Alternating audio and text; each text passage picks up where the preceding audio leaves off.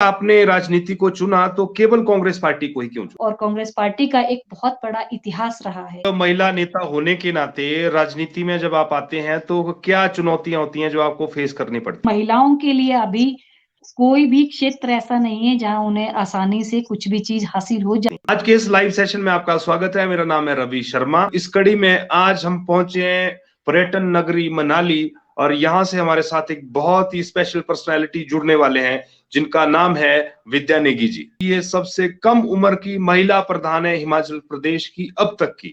21 वर्ष की उम्र में इन्होंने राजनीति में कदम रखा और इसके बाद लगातार आगे बढ़ते गए। तो मैं इनवाइट करूंगा आपके बीच में मैडम विद्या नेगी जी को। मैडम जी, आपका हमारे प्लेटफॉर्म में बहुत बहुत स्वागत है। नमस्कार आपको और आपके चैनल के सभी दर्शकों को मेरा नमस्कार। मेरा सबसे पहला सवाल, आपने राजनीति में आना क्यों चुना? राजनीति को ही क्यों चुना?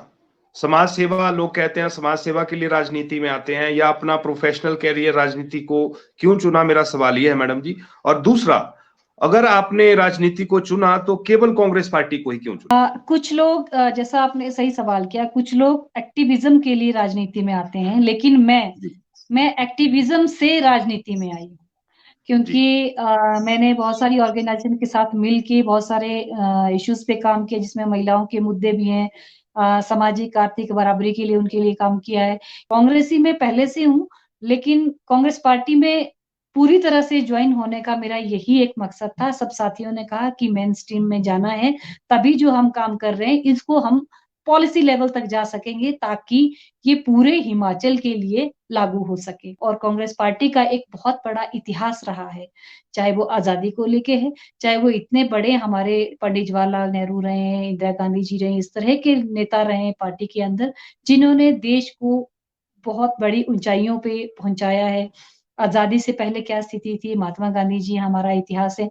तो इस तरह से बहुत से जो नेता जिनसे मैं प्रभावित थी, इसी वजह से मुझे लगा कि मुझे कांग्रेस पार्टी को ही चुनना है। मेरा अगला सवाल आपसे, एक महिला नेता होने के नाते राजनीति में जब आप आते हैं तो क्या चुनौतियां होती हैं जो आपको फेस करनी पड़ती हैं? अगर मैं ईमानदारी से या सच्चाई से ये कहूँ कि महिलाओं के लिए अभी कोई भी क्षेत्र ऐसा नहीं है जहाँ उन्हें आसानी से कुछ भी चीज़ हासिल हो जाए या वहाँ पे वो सर्वाइव कर सकें। हर जगह चुनौतियाँ महिलाओं के लिए, क्योंकि जी।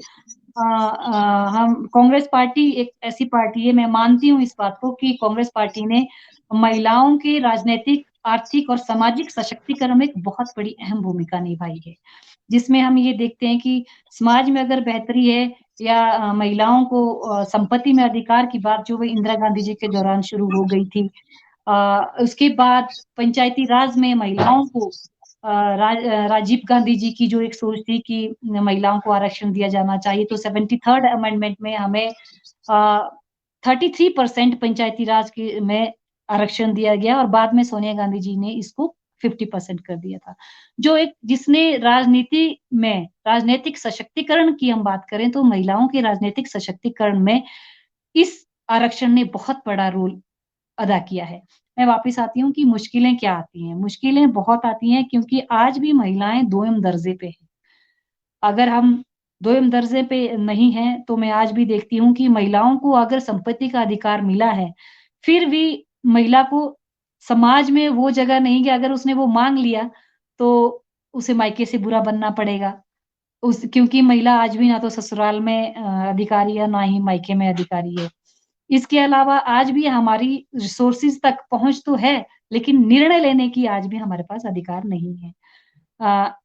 आज हमारी महिलाएँ आप देखेंगे, चाहे वो राजनीति में या फिर आप कहेंगे टेक्निकल क्षेत्र में या फिर आप कहेंगे प्रशासनिक क्षेत्र में, हर जगह महिलाएँ अपना कंधे से कंधा मिला के योगदान दे रही हैं। इसके बावजूद भी हमें अभी भी इसके लिए लड़ाई लड़नी पड़ती है और राजनीति में जो मैं बात कहूँगी, आज भी मैं ये सिर्फ़ एक दल की बात नहीं कहूँगी, मैं सभी पार्टियों की बात कहूँगी। हर पार्टी में आज भी महिला को अपने अधिकारों के लिए लड़ना पड़ता है और महिलाओं को बहुत सी मुश्किलों का सामना भी करना पड़ता है क्योंकि महिला आप देखिए घर में बच्चों को भी सँभालती है, अपने घर को भी देखती है, इसके बावजूद वो घर से बाहर भी समय देती है।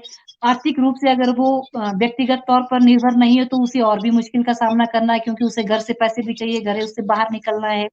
तो वो दोनों जगह सामंजस्य बैठाते हुए राजनीति में अपने आप को स्थापित करती है, जो पुरुषों के मुकाबले कहीं ज़्यादा बेहतर कार्य है। जैसे कि 2 दशक से भी ज़्यादा लंबे अरसे से आप राजनीति में सक्रिय हैं, सक्रिय राजनीति में आप जुड़े हुए हैं और आप सारा सिस्टम देख रहे हैं। एक सवाल यहाँ पर उठ रहा है, महिला सशक्तिकरण की बात हो रही है।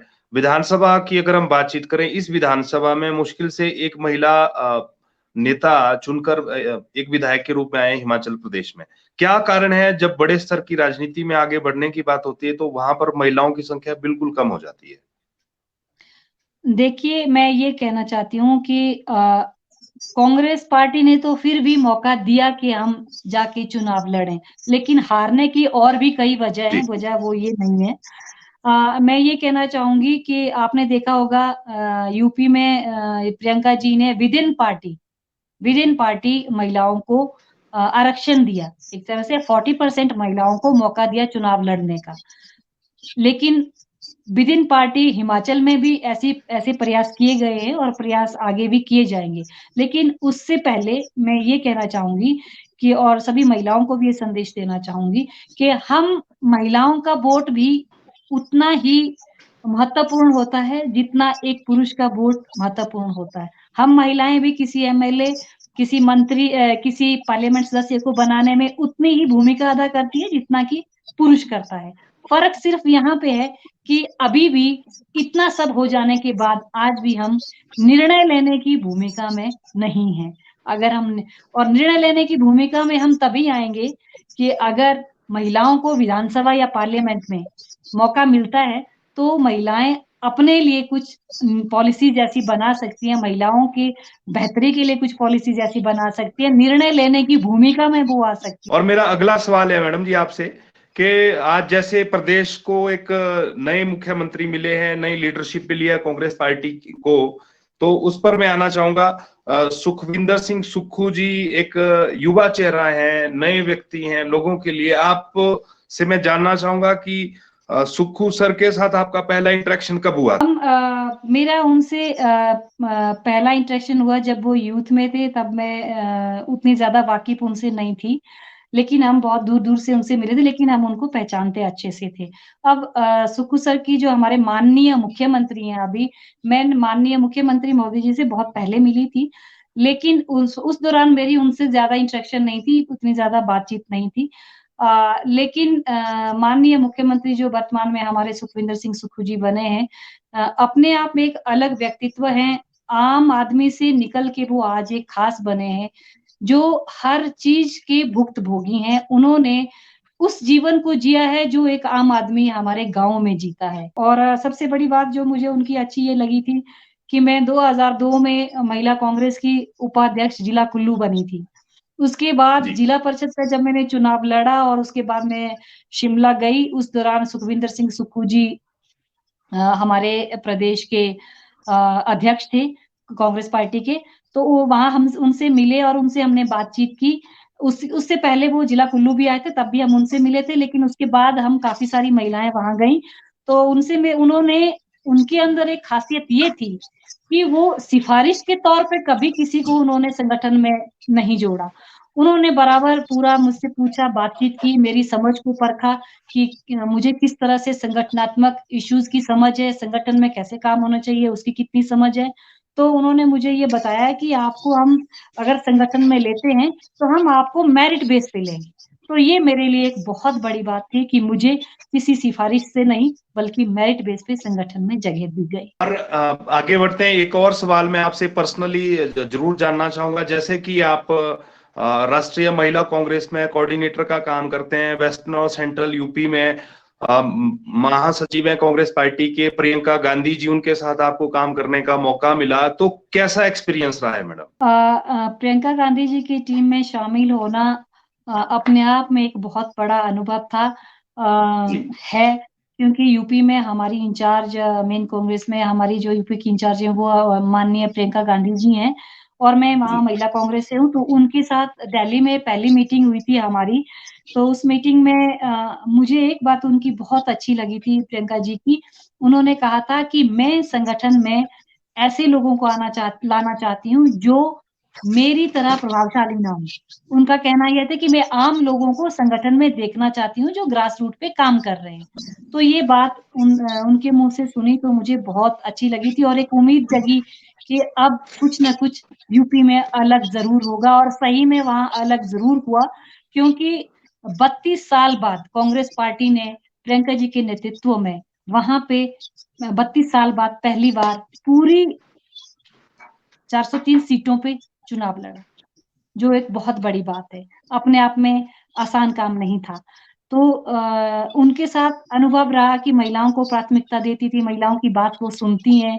अ संगठन के अंदर एक अनुशासन भी होता है। हम हर वक़्त क्योंकि उनके खास सब होते हैं, उनके लिए कोई एक व्यक्ति खास नहीं है। मेरे लिए जी। खास उनके अंडर उनके साथ एक महिला कांग्रेस की प्रभारी के रूप में काम करना मेरे लिए एक बहुत सौभाग्यशाली पल है और फाइनली आज के सेशन में एक सवाल और आपसे मैं पूछना जरूर चाहूंगा कि फ्यूचर के लिए अभी सरकार हिमाचल में कांग्रेस पार्टी की बनी है, क्या रोड मैप है महिलाओं के लिए, स्पेशली लेडीज के लिए और गर्ल्स के लिए, क्या योजना है जो सरकार के माध्यम से आप करते हुए देखना चाहते हैं? 5 साल का समय है, लंबा पीरियड है, तो कुछ विशेष योजनाएं या कुछ विशेष काम आप जो करना चाहते हैं, आपका अपना एक विजन है? मैं बस एक लाइन में इस बात को खत्म करूंगी कि महिलाओं के सामाजिक, आर्थिक सशक्तिकरण और राजनैतिक सशक्तिकरण की दिशा में हम लोग काम करेंगे, जिसमें ये सारी चीजें इंक्लूड हो जाए। आप आर्थिक सशक्तिकरण, राजनैतिक सशक्तिकरण और सामाजिक सशक्तिकरण, इन 3 चीजों को हम जब कहते हैं,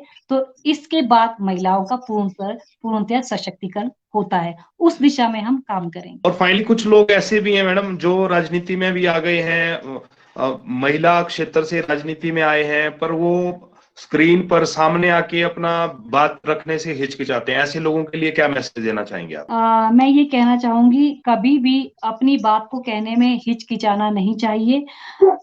यहाँ कोई भी पैदा होते ही सक्षम नहीं है। मैंने जो बात कही थी लर्निंग बाय डूइंग का प्रोसेस हमें कभी भी खत्म नहीं करना चाहिए।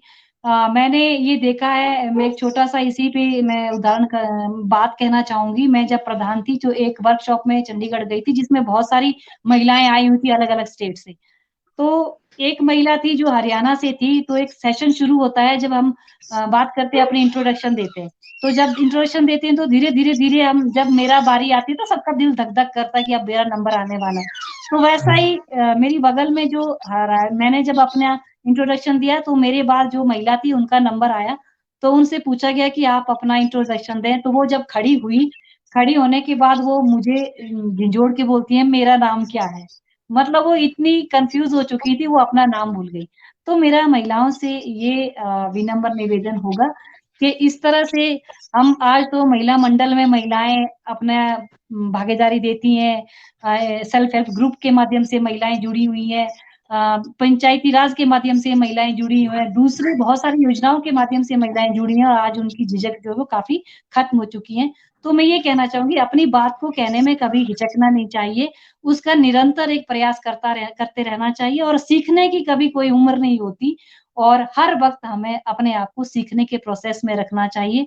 तो इससे हमारे अंदर क्या होगा कि जो एक शर्म, लिहाज़ और झिझक खत्म हो जाएगी। हमेशा दृढ़ता से आगे आएँ और दृढ़ता से अपनी बात को कहें और अपने हक की लड़ाई को दृढ़ता से लड़ें। लाइव जुड़ने के लिए एक बार फिर से दिल की गहराइयों से बहुत-बहुत शुक्रिया। आज के इस लाइव सेशन में इतना ही। Thank you ma'am.